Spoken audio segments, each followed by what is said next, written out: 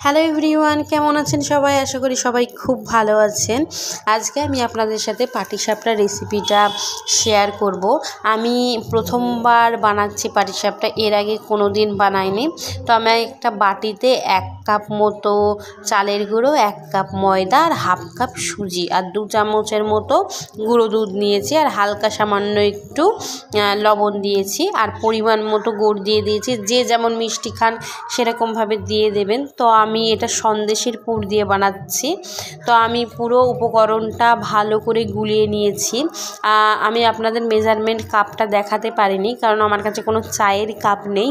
তো আমি কফি মাগ দিয়ে করেছি, মানে কফি মাগের হাফ করে নিয়েছিলাম, কারণ আমি চায়ের কাপের মতনই মাপ নিয়েছি, কিন্তু আমি ছিল না বলে তাই দেখাইনি।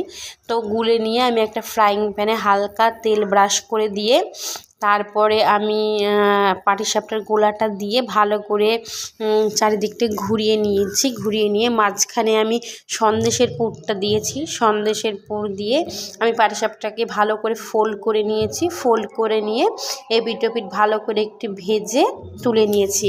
তা আপনারাও যদি পরিমাপটা ঠিক রাখেন তাহলে পাটিসাপটাটা খেতে দুর্দান্ত হবে। আমি প্রথমবারের মতো বানিয়েই আমার এত ভালো লেগেছে কি বলবো। তা আপনারাও ঠিক এইভাবেই বানাবেন।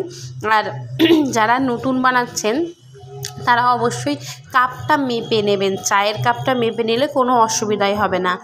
আর যারা এই ভিডিওটি ইউটিউব চ্যানেলে দেখছেন তারা অবশ্যই আমার ইউটিউব চ্যানেলটিকে সাবস্ক্রাইব করে দেবেন। আর যারা এটি ফেসবুক থেকে দেখছেন তারা অবশ্যই ফেসবুকের পেজে লাইক অ্যান্ড কমেন্ট করে দেবেন। আর অবশ্যই কমেন্টে আপনারা জানাবেন আমার পাটিসাপটা পিঠেটা আপনাদের কেমন লাগলো।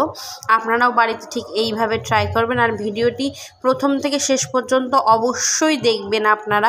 ধন্যবাদ।